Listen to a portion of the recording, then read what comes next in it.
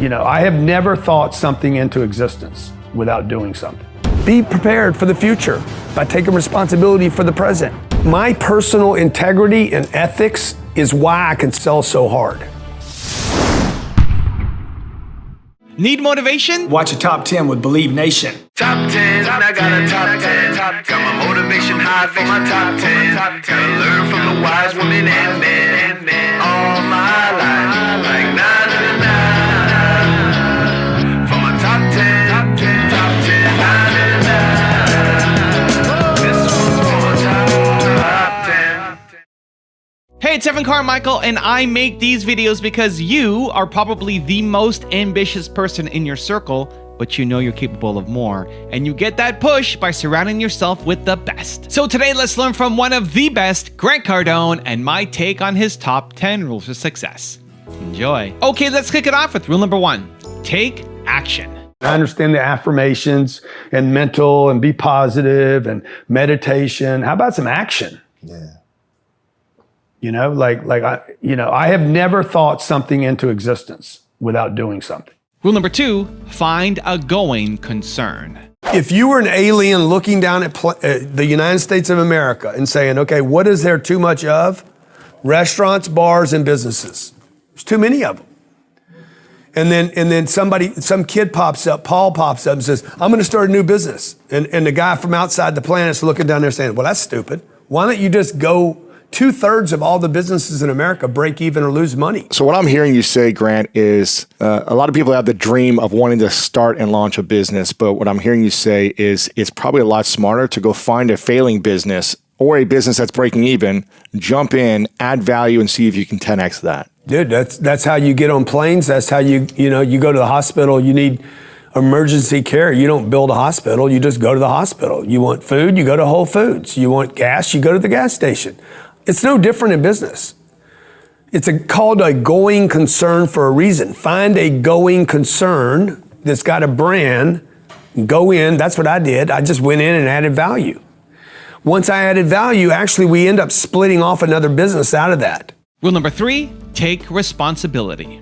The only thing I can control in my life are the things that I'm willing to take responsibility for. These gladiators that came here thousands of years ago and maybe lost their lives, if they took responsibility for the match, full responsibility, and I might be taking this too far right now, I don't know. I don't know what it was like to be a gladiator in 720, 740 AD, okay? I can't even imagine fighting in front of 50,000 people with lions possibly coming out to eat me, okay? But I know this, you really got to get this point carried away. You got to get it like in your head. You're an executive, you're a business owner, you're a manager. You're trying to hire people. You're trying to hire people and you're like, oh, the people are bad. Oh, everybody's terrible. Everybody's bad. I can't find good people. Dude, take responsibility. We all have something to do with what's going on around us. You and I authorize others to drop the bomb. Look, I've been robbed twice in my life. 23 years old, I was almost killed. Guy came in my house, put a .45 caliber pistol in my face, hit me right here, then put 70 stitches in my head and face, robbed me. In New Orleans, Louisiana, I was robbed at a younger age. I caused both of those. I was the victim in both situations. On the police report, victim robbed by criminals. Truth is, I wasn't a victim. I created both of those. Wrong place, wrong time, wrong people. I had something to do with that. Everything that happens to you is because of you. Quit passing it off, right? It's gonna rain on me right now while I'm shooting this. Dude, that's my fault. I could have shot this thing yesterday when it was sunshine. Watch and read high performance people and you will see that they always take responsibility. When their life goes to garbage, it's when they quit taking responsibility. The greats in the world keep track of everything. When they're in the game, when they're the gladiator, when they're the ball player, when they're the executive of a big company, they're statistizing everything, okay? How many outbound, how many inbound, what's our closing ratio, what's our right ratio? Everything is measured. Measure your actions and measure your results. Those that don't and won't are irresponsible and they will cause you problems. I remember as a young salesperson, I was keeping a log, not on what I sold, but on what I said to people. I kept everything. How many people I talked to, how many people I waited on, how many people I wrote up, how many people I negotiated with, how many people I closed, how many people I talked to on the phone, and also what they said and what I said, what worked and what didn't work. I was taking responsibility. This is the only way you can take responsibility, by the way. You can't just say, oh, I'm responsible. You got to do something to follow up the responsibility. It's how I handle and learned and became a professional salesperson. I handle the future by being responsible for the present. You go in that gladiator. You go in there as a gladiator in that Coliseum, okay? And you don't figure out how you lost that last fight, you're gonna die in the next one. Take responsibility. Even if the other guy cheated, he surprised you, he shocked you, he pulled out some other weapon you didn't know about. Be prepared for the future by taking responsibility for the present. So be responsible, be the cause, not the effect. Be responsible. Even when you're not responsible, be responsible. Bad things happen to good people. Good things, by the way, happen to good people. And blame no one, be responsible. And remember this, you wanna be great, you wanna be super successful, take responsibility for everything, even the things that you could have no responsibility for. Rule number 4, be truthful. I've been a sales guy for a long time, and I just learned early on, and I was terrible at sales. 17 years old, 18, 19, part-time sales guy, I was awful. When I finally realized that sales was the only job I could get at 25 years old, I'm just like, dude, I just got to tell people the truth because I can't do all these tricks.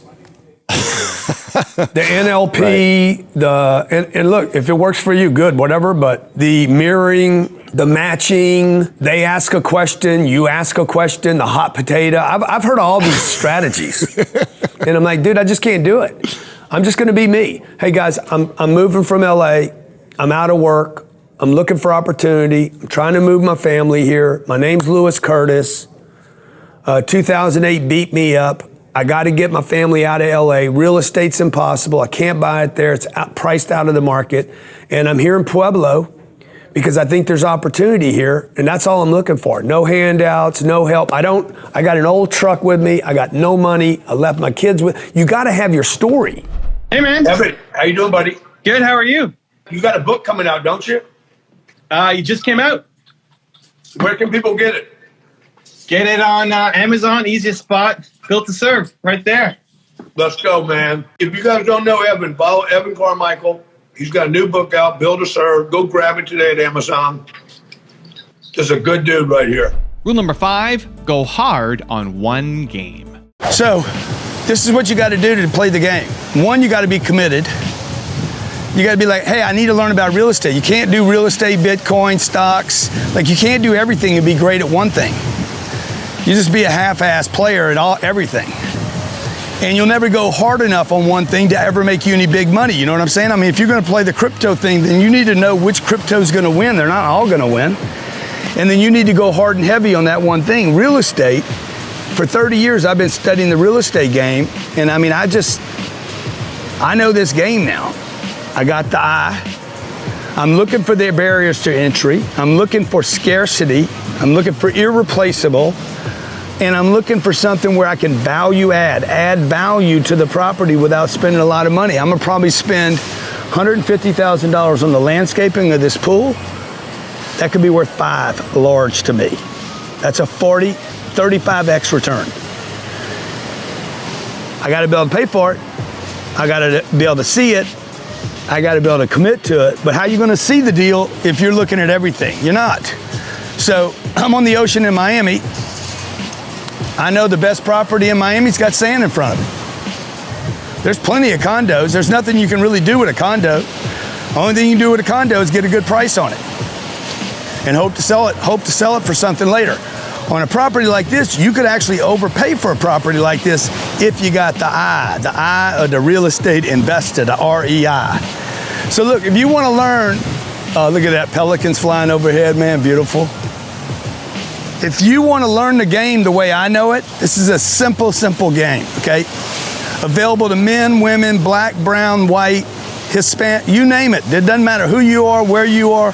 It doesn't matter what your religion or education is, okay? It doesn't even matter if you got a credit score, seriously, or money down. You got to know what you're looking for because if you find the right deal, you can find money for it. Rule number 6, commit first. These are the things they don't teach you in school, dude. Commit first, figure the rest out later. Commit first, okay? Commit first, figure the rest out later. Money is an illusion. Money is an illusion. There's so much money on this planet. There's more money on this planet than there are people. There's more money on this planet than there are planes. There's more money on this planet than phones. There's more money on this planet than cattle. There's no shortage. But there is a shortage of people committed to it, and there's a shortage of creativity and strategy. Rule number 7, understand cash flow. This is why I don't buy houses, okay? This is why Brandon's seen this presentation before, okay? This is my favorite topic in the universe. Because this is what allows me to move, okay? So when I take $15 million, okay, I buy $60 million worth of real estate. 15 million buys $60 million worth of real estate, okay? With such big numbers, by the way, guys, you never write the whole number out. He takes 3 zeros out the end all the time. Okay. Well, and I'm not buying $60 million deals. So I'll do $1 billion worth of real estate this year. Okay, can y'all look at that number? Okay, this is what I'm gonna do this year. So I'm gonna take $300 million this year, and I'm gonna buy $1.2 billion worth of real estate. To me, it's a good deal. I can become a billionaire. I can own $1 billion, control $1 billion worth of assets for $300 million. All I got to do is figure out how to get $300 million. God damn, this is like God. This is all the math I needed. I could have learned this in the 5th grade. Don't need any. I don't need any algebra, no trigonometry, calculus. Don't need any of it. This multiplication, leverage, $300 million worth of cash buys $1.2 billion worth of real estate in America. Okay. That $300 million is going to pay me $18 million a year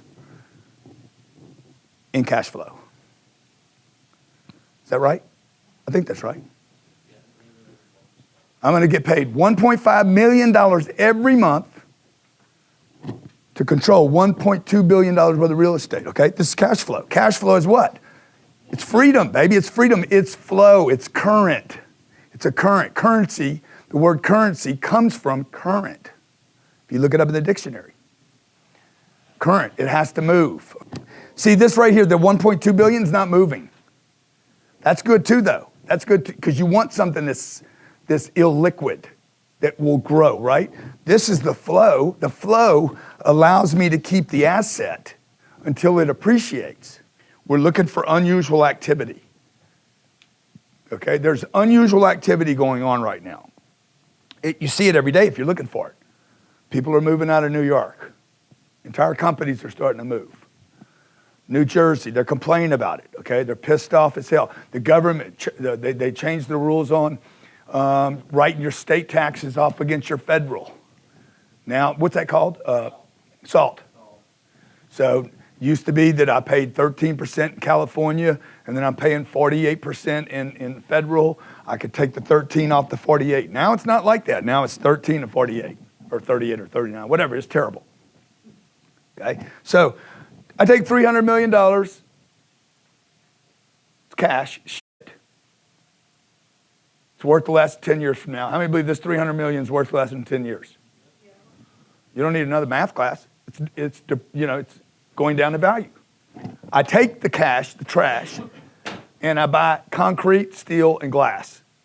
Where people live, okay, we don't buy any retail, nothing. No Macy's, no Bloomingdale's, maybe one day, but not today.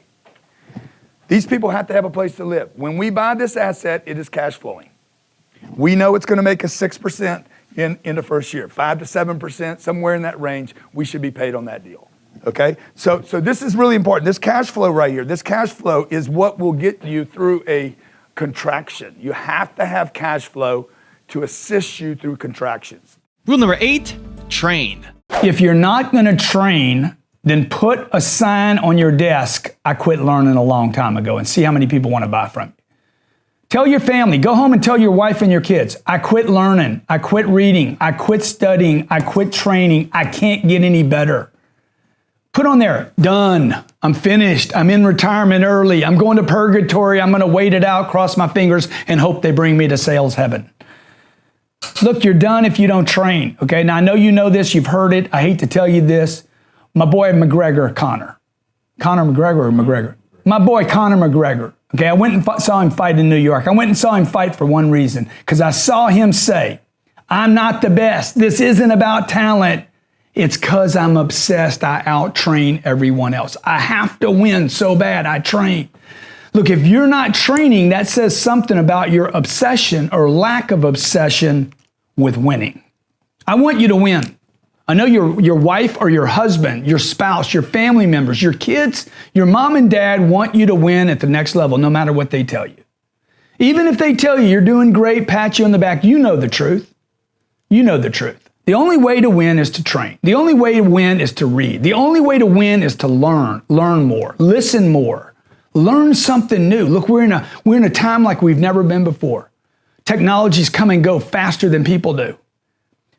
Things are changing like this, whether it's video you're using or social media or Snap or short videos or videos that disappear or videos that stay or text messaging that you can create to push and market and brand yourself, called text messaging, which I've been using a lot. Look, the world's changing. And if you're saying to yourself, I'm too old to learn that, well then guess what? You're too old to learn that. If you can't learn anything new, just put, I'm ripe and I'm about to fall off the tree and nobody's gonna want me. Look, man, you gotta train every single day like your life depends on it. Train every single day. I am here today. I own these 4 companies that I own, the studio, my reputation, everything is because when I was 25 years old to when I was 30 years old, every single day, I trained watching video every day. I'd watch the video, I'd walk in, and then I would role play, and then we would do a sales meeting every single day. And immediately, when I was 25 years old, that is what changed my whole life. My commitment to training, my commitment and willingness to sit down every day, take in a piece of data, sit down and role play that with somebody else, okay? Look at my stats every day, and on the way home, on the drive home, every single day, I would listen to audio. On my way to work every day, I would listen to audio. When I woke up in the morning, I'd watch video. Every morning when I got to work, I role played. Every time I lost a deal, I role played what I would do differently next time to get that deal. That is a commitment. Rule number 9, have integrity. My personal integrity and ethics is why I can sell so hard. And because I believe in my product, I believe in my investment vehicle, I believe in my company. I don't trick people, screw people.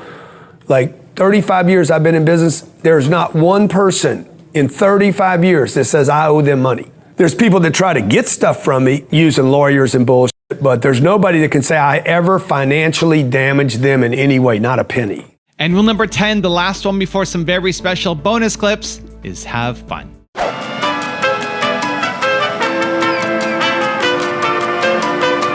One of the best homes on this property is Villa 1.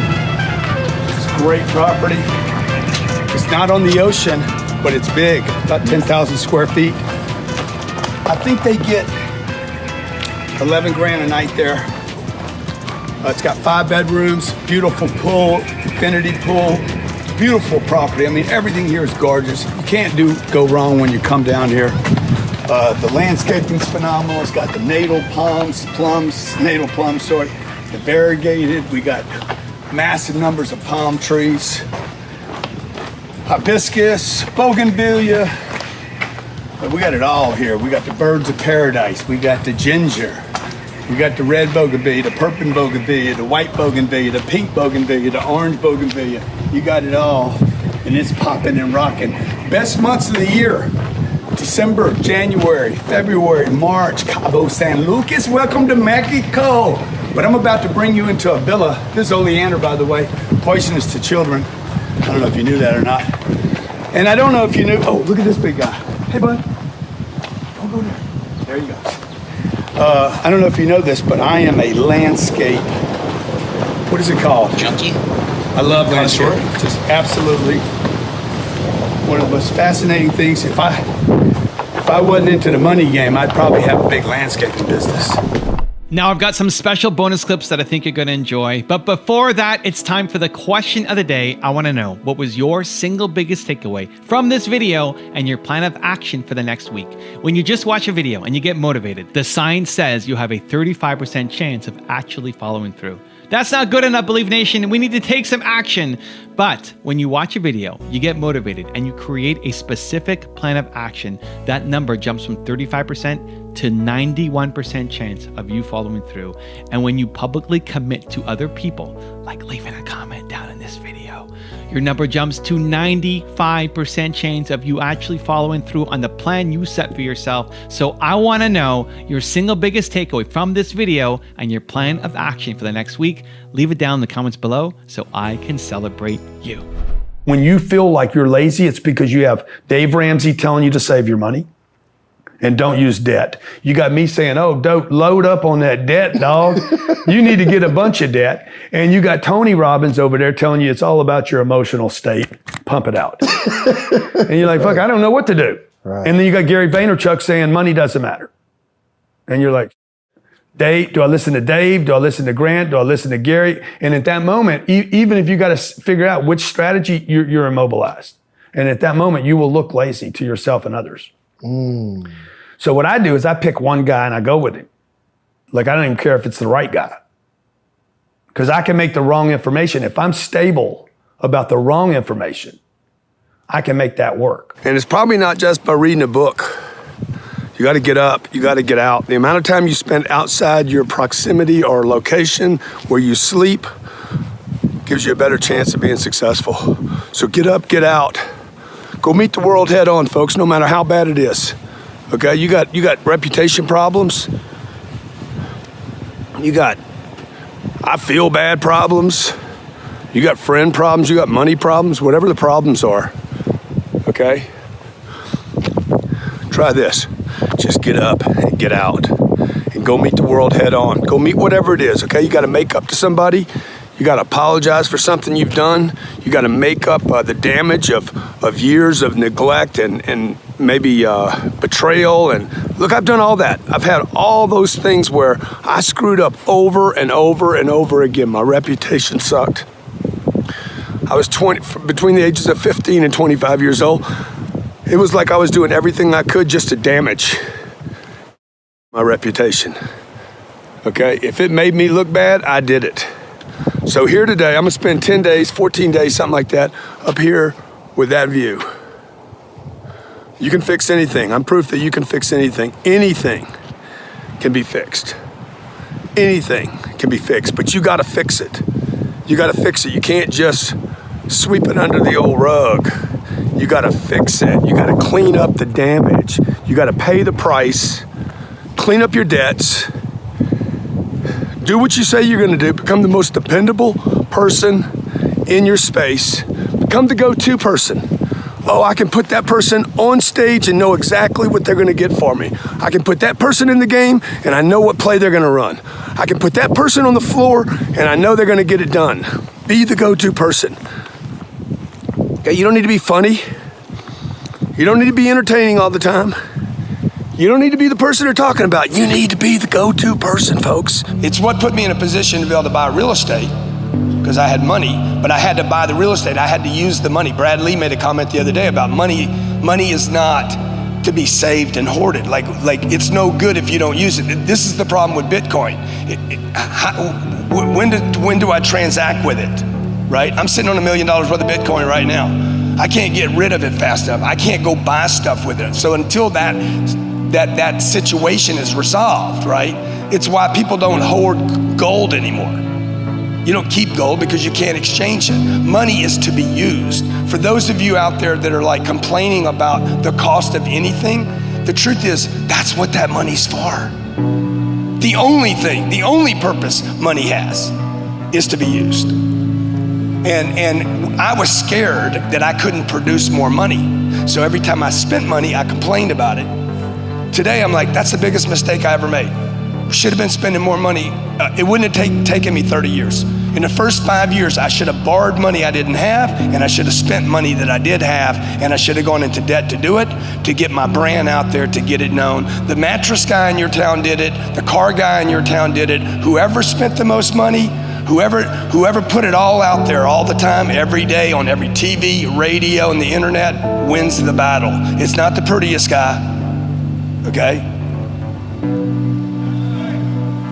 It's not. It's the guy that out-advertised. that outspends you.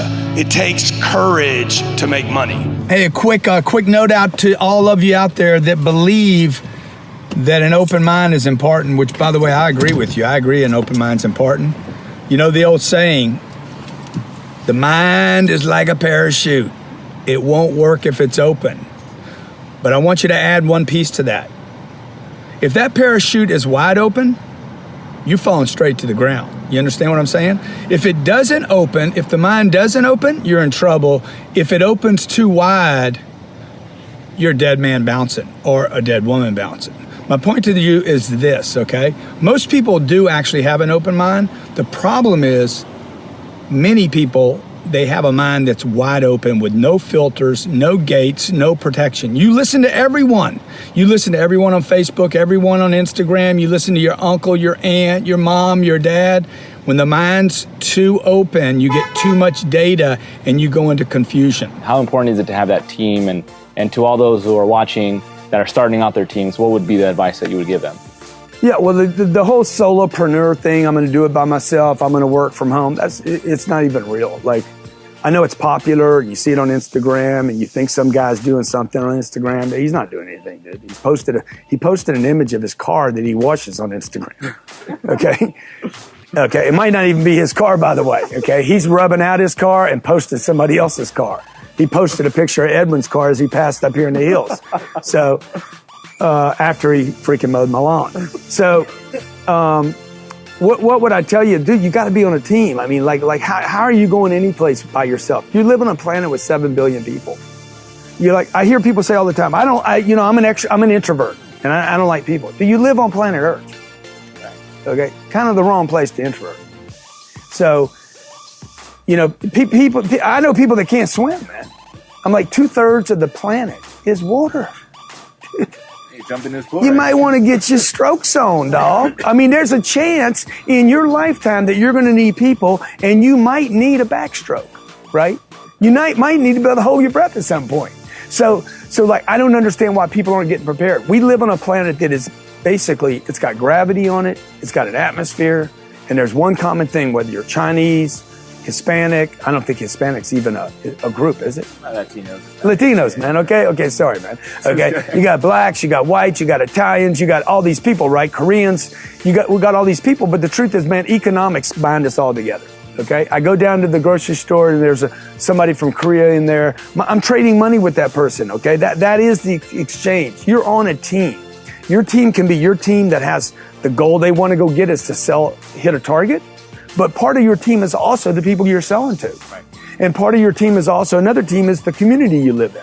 And another team is your church, you know, and your family, man. These are all teams, right? And your job and my job, I mean, if you want to be all alive, all in the deal, your job is to you need to be a freaking super champion of all these teams, right. Not just one team.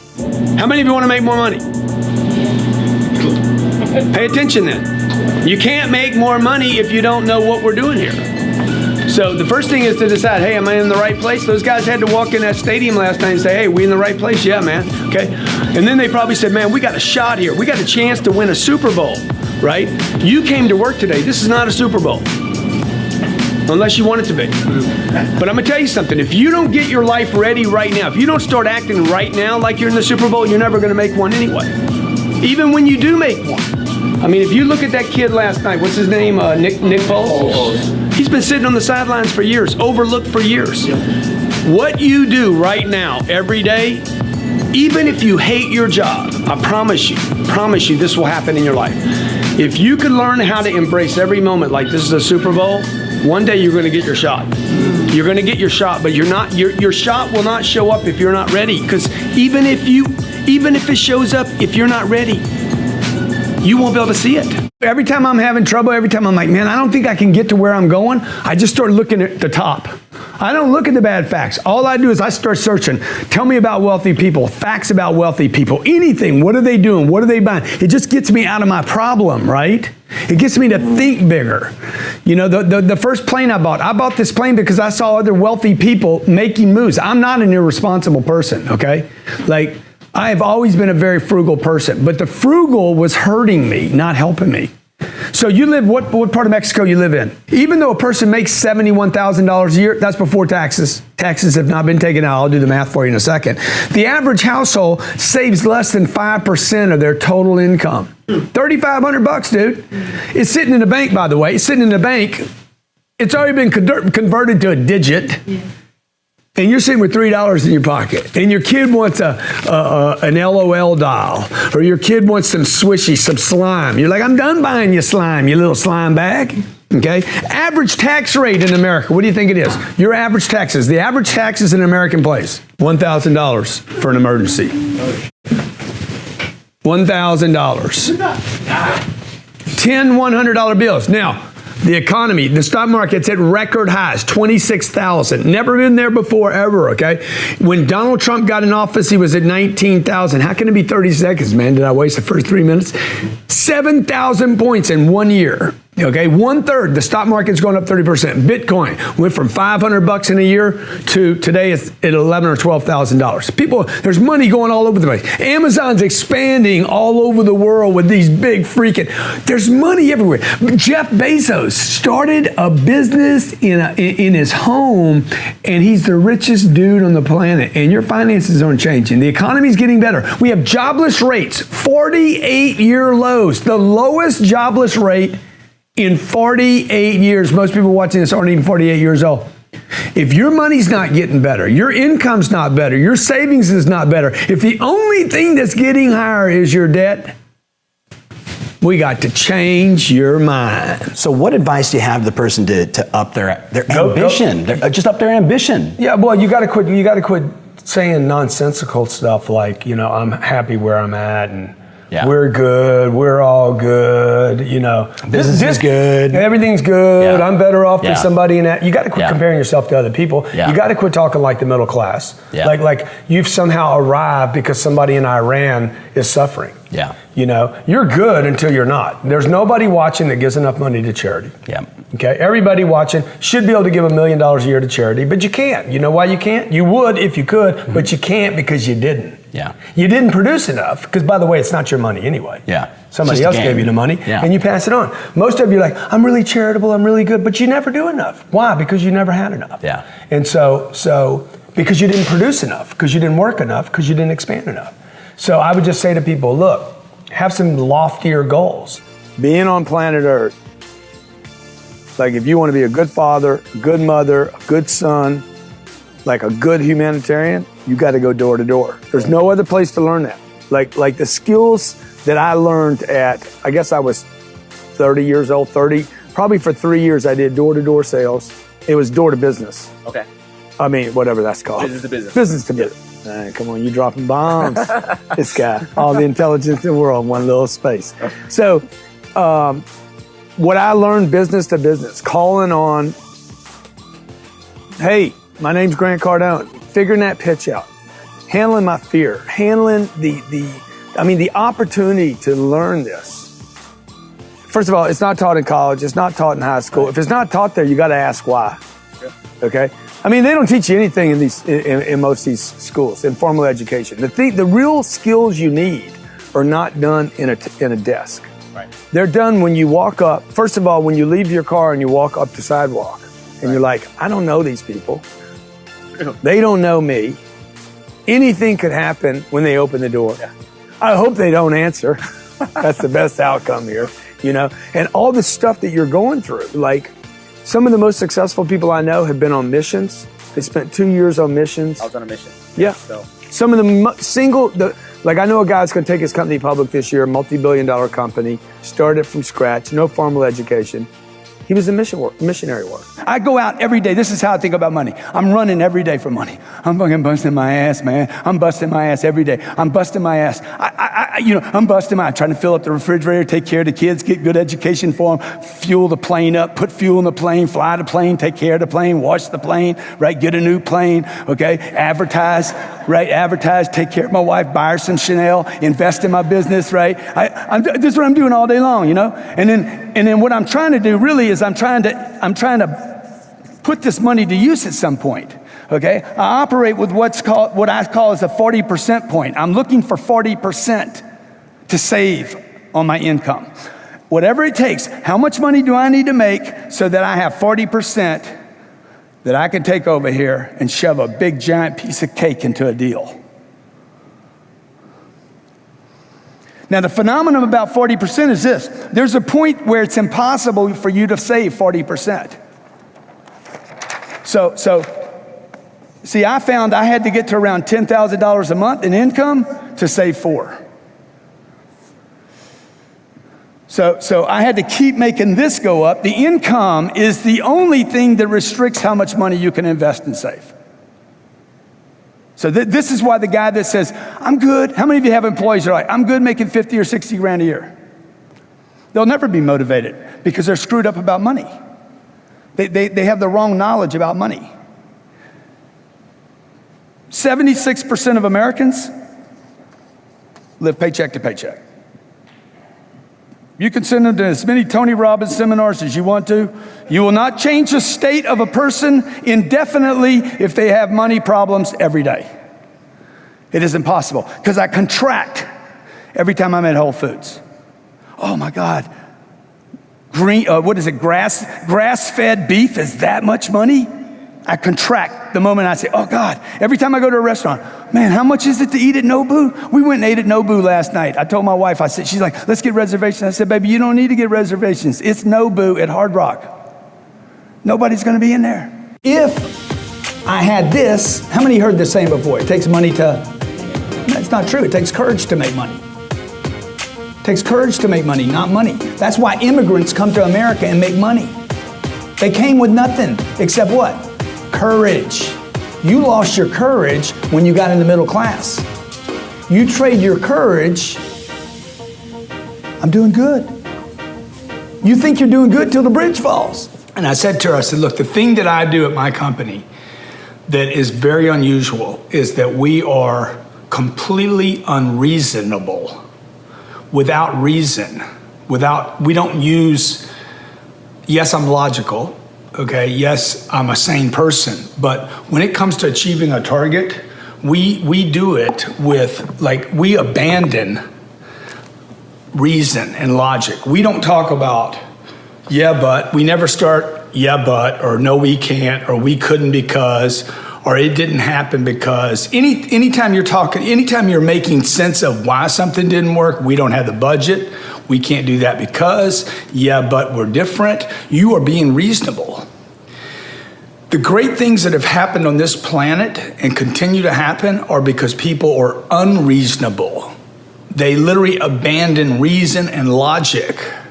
They defy the universe. Now, if you look around, if you're a logical person, if you're a person that has to make sense of it beforehand, then spend some time looking around the universe, look at nature, look at all the things that are done every day that literally defy gravity, defy possibility, defy physics. It's all over the place if you need to be reasonable.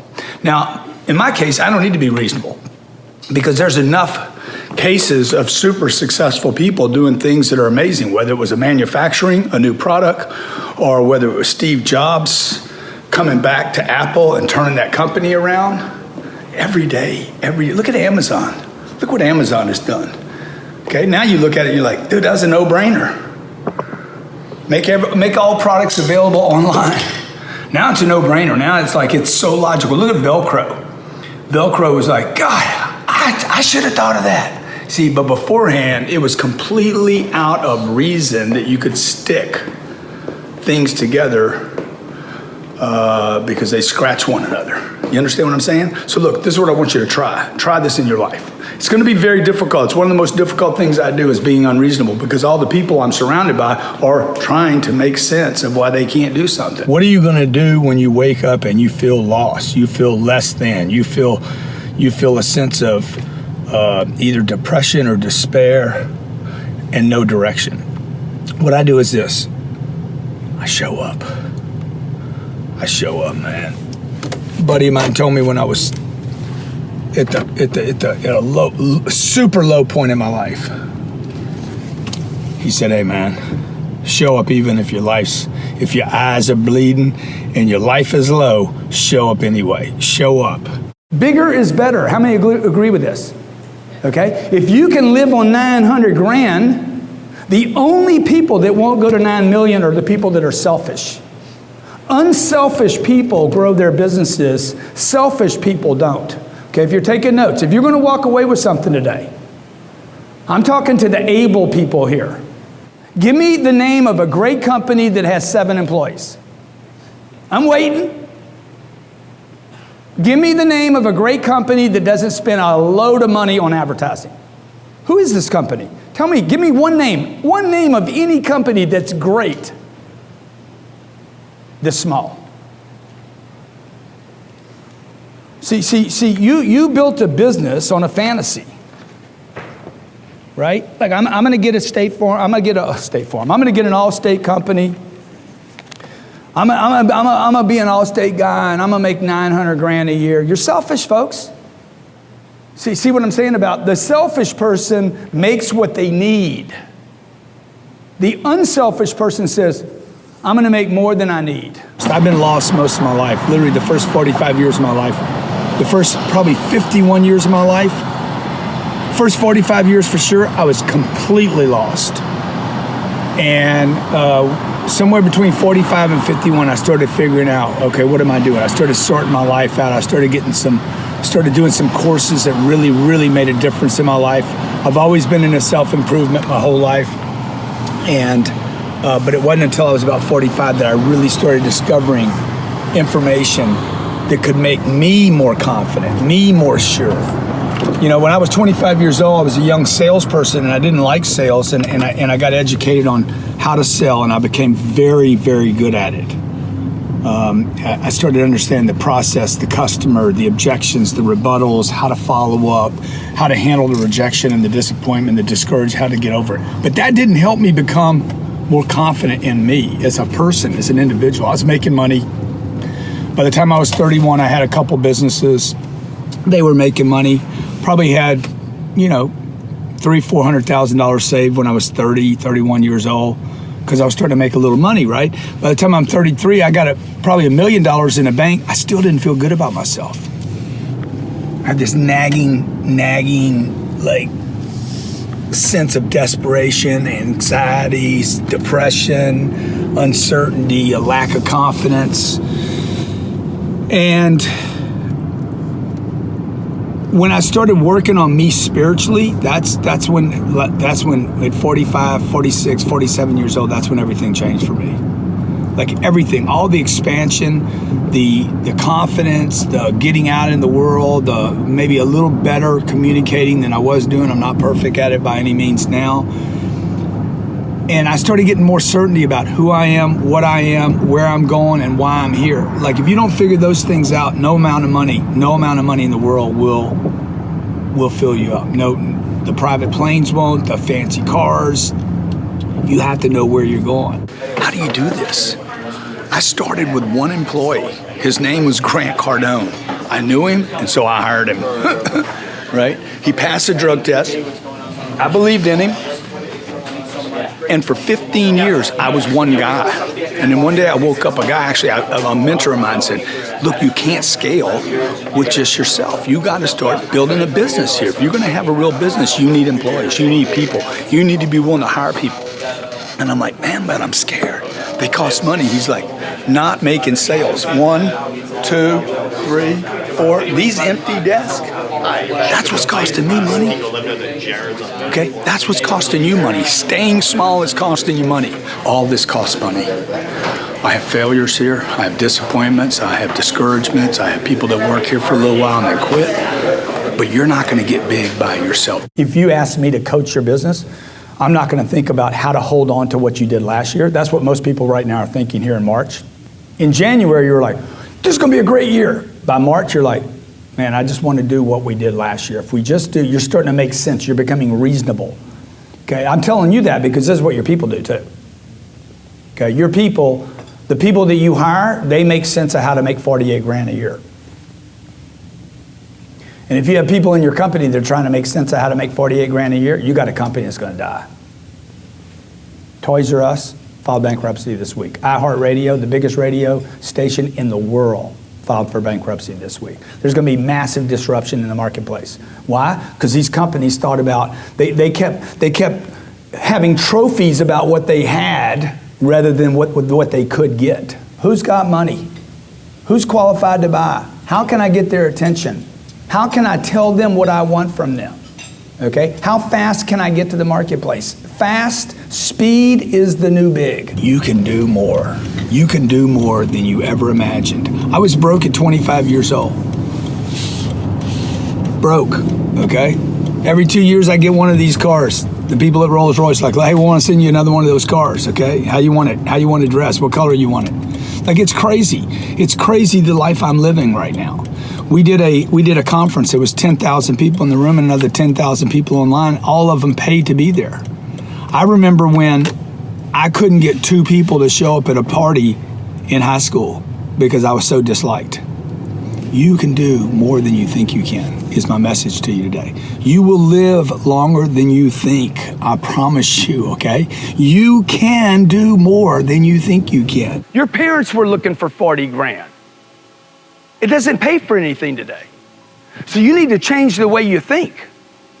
How many of you were taught when you ate, when mama brought you a meal, she said this, she brought you the meal, threw it on the plate and said, eat it all. How many of you were told that? You know what she was trying to tell you? Don't waste money. That's what she was trying to say. What she was really saying is, I don't know how to make more money. She was really saying there's a shortage of money. Eat it all. There's people in China starving. How many of you get that message every day? How many of you, when you walked out of your bedroom, your mama said, turn off those lights? What was she telling you? I don't know how to get new money. That's what she was telling you. My dad died when I was 10. My mom was left to bring up 5 kids, okay? And those are the messages I got every day. The same message was this: contract, get small, back up, protect yourself. I can't win anything like this. I cannot succeed for my family like this. I do not want my kids to see me like this. I want my kids to see me on attack, right? Confidence in the marketplace. How do you get confidence? You read, man. You guys got to read, okay? The average American reads less than 1 book a year. Half those books are romance novels. Now, I don't have my books with me today, but I've written 4 books since 2009 for this new economy. I wrote those books for me. I didn't write them for other people. I did not write them to get known. I wrote those books because I was trying to figure out, how do I get myself out of this problem? How do you control? How do you discipline? How do you start monitoring what you're saying to yourself? I can't find the right girl. I can't find the right guy. Marriage is hard. I'm broke, I'm poor. It's gonna be hard if you don't change your mind. You gotta change the way you think. And the way to change the way you think, first of all, the one way is to start disciplining yourself. Catch yourself every time you say, I don't have time, say, hey, I create time. Every time you say, I don't have money, I create money. Literally like talking to yourself, hey, I am a millionaire. So if you're broke right now, quit saying I am broke and start saying what you want. Where are you going? It's not complicated. You want to get rich? I got rich. You want to get rich? You can. If you're not going to work, like a 10-hour day is a short day for me. I hear more people promoting this 4-hour idea, okay? Like Tim Ferriss, I just call him out right now. It is complete bunk. It is complete. You cannot outsource everything. This idea that you're going to be a solopreneur, outsource or work 4 hours or part-time, you guys try to do the part-time thing, you will have full-time problems. Forever, to the end of your life. Not only will you have problems, because you're selfish if you're trying to do a 4-hour work week. You're selfish. You're thinking only about yourself. If you don't scale and hire people, you're also selfish. You're trying to manage money rather than saying, hey, I have a great message. Like you have an obligation, man, to get out there and help people. So I don't know how to do 10 hours. I know I need 6 to 7, maybe 8 hours of sleep a day. The question is, how am I going to best utilize my other 16 hours with my family, as a father, as a community leader, as somebody that's interested in changing the conditions around me, right? And how can I use that phone to maximize those 16 hours? And how can I spend time with my kids that actually adds value to my business, right? How can I create a studio so me and my wife can work together on Wednesdays? Like everything that we do here is about my life, so that I'm dropping stuff into my life bucket. my work gets dropped in here. So it's like everything I do. I go on a trip. I go look at real estate. I do an interview. I set up a house in Deer Valley for a month. I have people come over, investors. I look at real estate. Everything is basically, I'm what is it? You're churning. Yeah, exactly. Inside a soup, right? I'm making a meal called my life. And that's what I would tell people to do. Quit thinking about how little you can do and start thinking about, I'm going to save money. This is what you hear. If you look on the internet, how do I make money? First thing you got to do is you got to save money. What do you hear the politicians say? The middle class, I'm here to save it. What if there is no middle class and it was just made up to keep the people civil? See, that's how you're going to play this game. You got to be available. People have to know you. Don't talk to strangers. Strangers got everything you want, man. Everything you want, a stranger's got it. Shit, your friends ain't got nothing. Right? If it's up to your friends, you're done. You're like, oh, my friends are broke. I'm 25 years old. Everybody around me was broke, okay? My mama was scared. Every time, my mama, Tuesday, she's clipping coupons. That was the reason to get the newspaper. Shit, the coupons are coming. She would sit there and clip them, man. She had them in the little box. I learned that for 16 years. I watched my mom do that. For 16 years, my mom would tell me, hey, Grant, turn those lights off. Turn those lights off. Me and my twin brother, turn those lights off. From across the house, she could hear me walk out of my bedroom 75 feet away and say, hey, turn those lights off. I told you, okay? Twin brothers, okay? I'm 16 years old, my twin brother. My mom said, when you guys go pee, do it together. Saves water. Saves water, right? Okay? When my mom fed me, because I had a great mom. Unbelievable. How many of you had great parents? Give your parents a great hand, huh? Good. Hey, just because they were great parents doesn't mean they weren't confused. Right? Because my mama was confused, man. My mom did not know how to make money. She had no education. She had no ability. She had never held a job. She did not know how to get money. So what she had to do was protect the little bit of money she had. Sell or be sold. She was sold on conservation. Reduce risk. Don't spend. Contract. Protect it. Defend it. You understand? Diversify. Have a lot of little bets all over the place, okay? Lots of little bets. You should never have a lot of bets all over the place until you're extremely wealthy. When you're trying to get wealthy, you want to go all in and it not be a bet. You need to know the space so well that you're like, I know for sure this is going to work. What do you know will pay you every time? Make decisions quickly so that I can sell things quickly. Because if you do it a certain way, you give yourself permission to ask other people to do the same thing. It's built-in ethics. At the end of the last year, on December the 13th or 14th, Captain Ryan's in the room. I said, dude, we're going to buy a plane by the end of the year. Okay? I'm going to wipe out my tax bill. I'm going to buy a damn plane, and we're going to wipe it out. Okay? I bought a plane in less than 9 days. Brand new plane in 9 days. The guy at Gulfstream says, dude, nobody does this. Most people take 9 months. Some people take 9 years. 9 days, we bought the plane. Bought it, shopped it, bought it, closed it. He's like, nobody does that. It's ridiculous. Huge purchase, big purchase. Typically a very long cycle, a lot of shopping. Guarantee you that decision that quickly will make me a lot of money. You understand why? That's how I make decisions, man. So what do I expect you guys to make decisions the same way? I spent $50 million in freaking 90 minutes.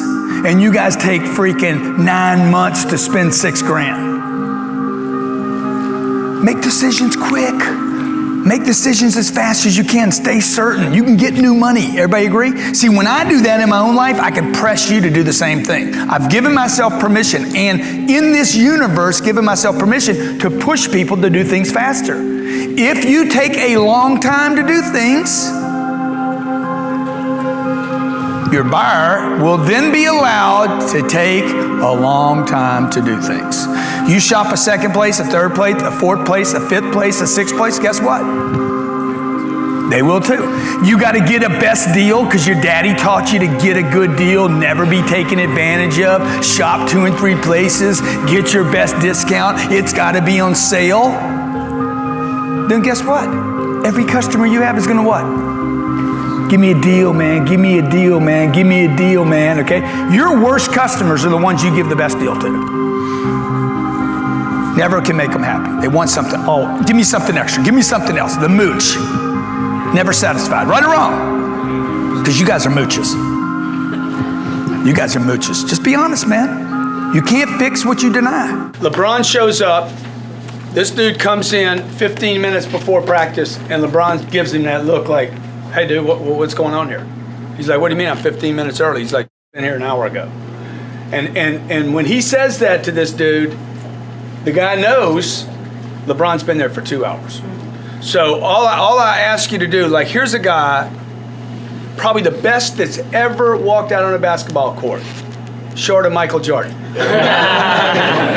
But both of them had one thing in common. They worked, okay? It wasn't about just their talent. It was about their work ethic. People knew them for their work ethic. So just ask yourself this week, do people know you for your work ethic? Are people like, man, you work hard?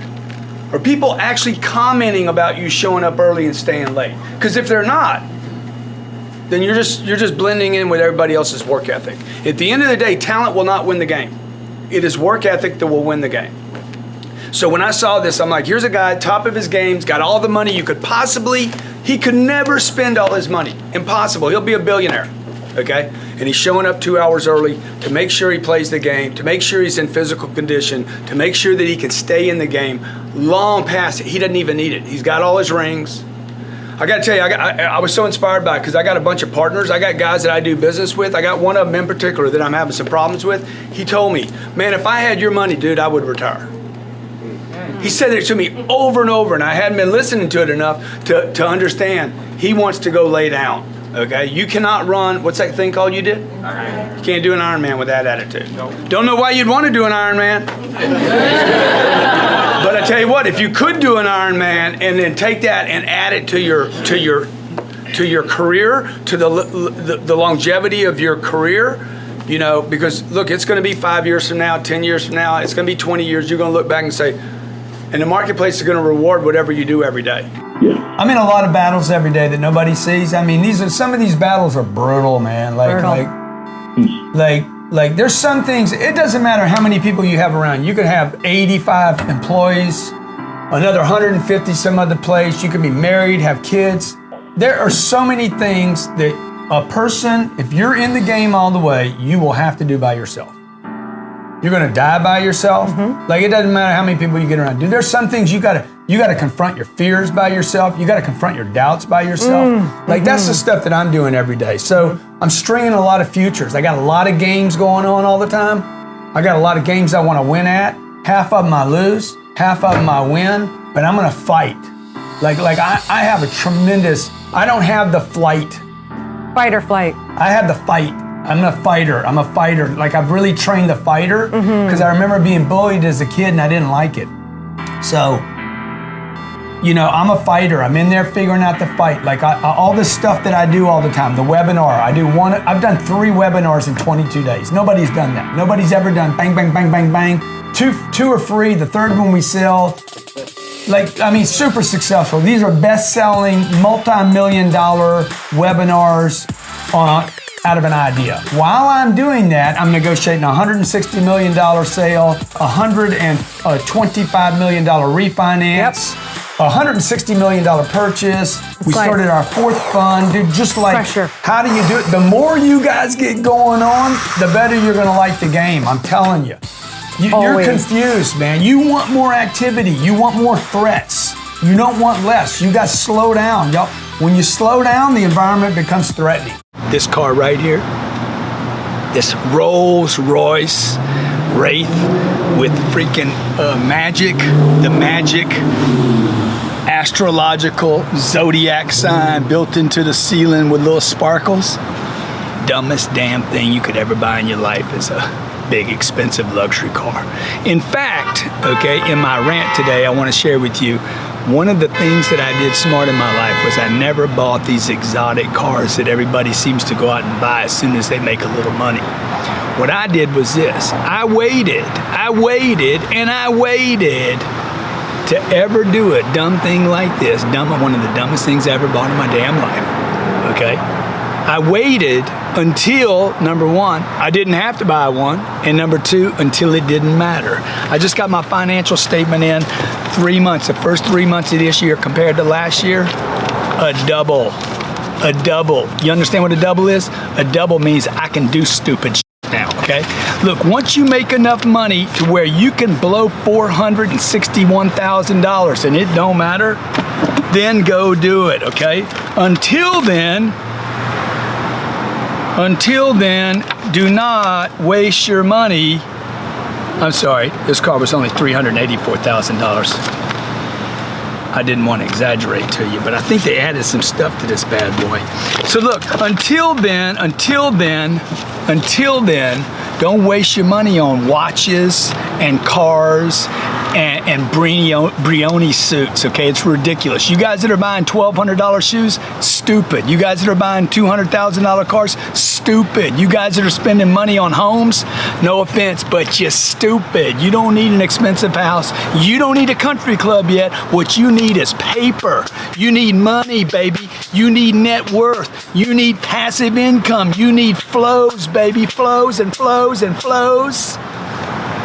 You don't need a Rolls Royce. Fear is the great indicator. Sooner or later, you will experience fear when you start taking new actions at new levels. In fact, if you aren't, then you're probably not doing enough of the right things. Fear isn't bad or something to be avoided. Conversely, it's something you want to seek and then to embrace. Fear is actually a sign that you're doing what is needed to move in the right direction. What is fear anyway? I mean, really, does it even exist? Is it real? I know it feels real when you're experiencing it, but admit it, most of the time, what you fear doesn't even occur. Fear, for the most part, is provoked by emotions, not rational thinking. Chances are that when you were a child, you found fear in irrational things, the boogeyman under the bed, for example. Adults have their own boogeymen, the unknown, rejection, failure, fear of success, and on and on. For example, if you're afraid to call a client, then it's that sign that you should call that client. Fear of speaking with the boss is an indication you should march into his office and ask for a moment of his time. Everyone experiences fear on some level. Fear doesn't just tell you what to do, it also tells you when to do it. Ask yourself, what time is it at any point in the day? And the answer is always the same. The time is now. The time is always now. And when you experience fear, it's a sign that the best time to take action is at that very moment. Now, the only thing that will make a difference in that moment of fear is action. Failure comes in many forms. It occurs whether you act or you don't act. Regardless of the outcome, I would say it's far preferable to fail while doing something than to fail by over-preparing while someone else walks up and scoops up your dreams. Fear is a sign to do whatever it is you fear and do it quickly. Remember, fear is one of the most disabling emotions a human being can experience. I grew up in Lake Charles, Louisiana, for those of you who don't know my story, and my dad was, he had 5 kids, wife. He was dedicated and committed to being the provider for his family, like many of you are. How many of you provide for your family? Probably want to do a good job at it. My dad wanted to do a good job at it. So my dad died when I was 10 years old. He had owned a life insurance company. He actually started a life insurance company. It was taken from him and a partner. It was taken from him at the age of, I guess he was 42 years old. 42 years old, he's got 5 kids. He's got a wife to take care of and no job. How many have been in transition before? Yeah. So 42, a lot of obligation now, starting to move into the middle class. 42 years old, he's got twin boys coming. They didn't plan us. You know, good Catholic family, doing the planning. Every 5 years they'd have a baby. So he was planning. You could tell, like when I look back in his life today. This is a long answer to a short question, but like you guys need to figure out your why you're going to do whatever you're going to do. My dad knew why he was going to do what he was going to do, but my dad didn't think big enough. I got 2 things from my dad. One, every day he worked. He was up early. He stayed late. He's in transition between 42 and 52. He's in transition in his life. Right? He's having to go from life insurance company, big dream, company gets stolen away from him. He's like, what am I doing? Right? This is the story of the middle class right here. This is called gravity. This is yesterday's Miami bridge falling. And everybody's like, I can't believe that happened. Structures fall, folks. So this is what I learned from my dad. My mom had to sell a dream house that was paid for in cash. My dad bought a dream house a year and a half before he died. We all went in, celebrated. Oh my God, this is unbelievable. This is crazy. This is great. We made it to the middle class. My dad dies. My mom has to sell the house literally a week after my dad dies. When she should have been grieving, she was having to sell this dream house. You understand what I'm saying? This is what I learned when I was 10 years old. Oh man, life is short. Okay? My dad didn't provide, he worked hard, but he didn't have enough. Because if he had enough, my mom would not have had to sell the dream house. Everybody agree with that? Okay? My mom did not know how to produce new income, so my mom had to go into conservation. So when you ask me the question, how'd you start? I started with the wrong data. Okay? I started with the wrong data. And the data was, hey, life is short, something bad's gonna happen, all that's true.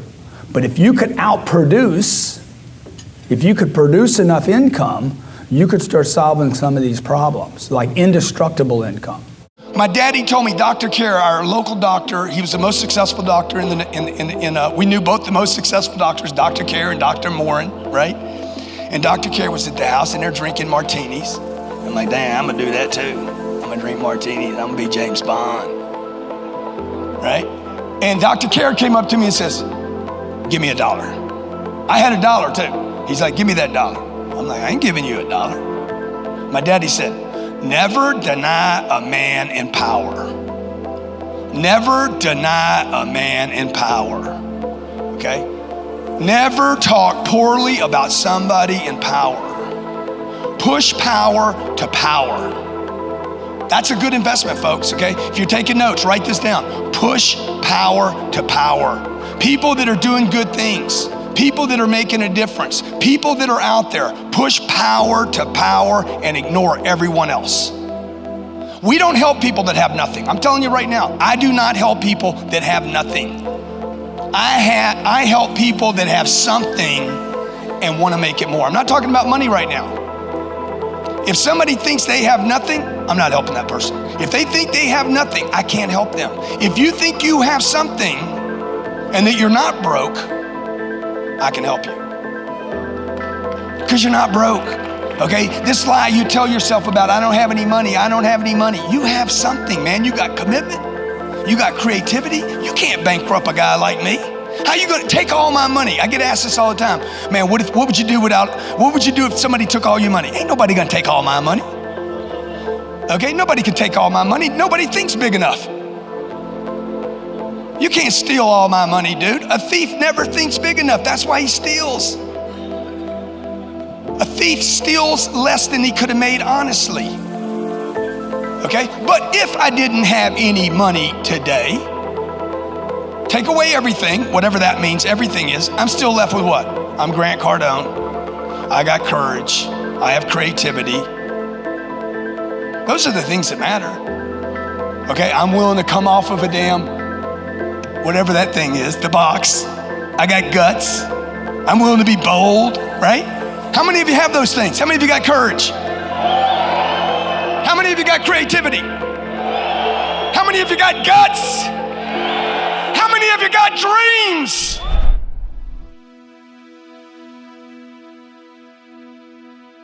If you want even more Grant Cardone, check out the video right there next to me. I think you'll love it. Continue to believe, and I'll see you there. Anybody ever surfed? You ever got covered up by a wave? Yes, sir. And it's throwing you down, and you're like, and you're like, I can't wait to come up. And as soon as you come up, you're like, oh my God, and bam, another one hits you. Okay? This is a tsunami.